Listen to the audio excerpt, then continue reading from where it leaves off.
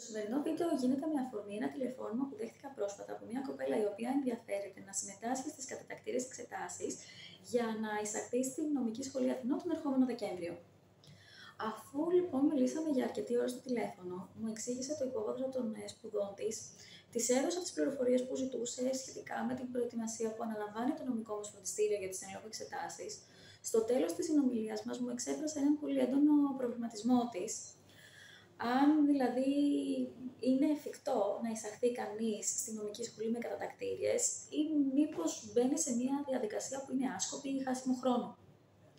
Οπωσδήποτε λοιπόν η εισαγωγή στη νομική σχολή είναι ένας στόχος.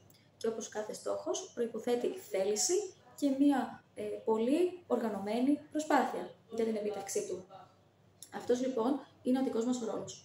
Εμείς ως νομικό φροντιστήριο αναλαμβάνουμε συνειδητά την ευθύνη να οργανώσουμε, να συστηματοποιήσουμε και να ουσιαστικοποιήσουμε την προετοιμασία και την προσπάθειά σας, ώστε να κερδίσετε χρόνο, να μην πελαγώσετε εν ώψη της χαοτικής εξεταστέας ύλης και να πάτε με μια πολύ βάσιμη αξίωση να πετύχετε το στόχο σας. Τμήματα ξεκινούν και τους καλοκαιρινούς μήνες, αλλά και στις αρχές του Σεπτέμβρη. Για περισσότερες πληροφορίες μπορείτε να εισέρχεστε στην ιστοσελίδα sevastikarakosta.gr.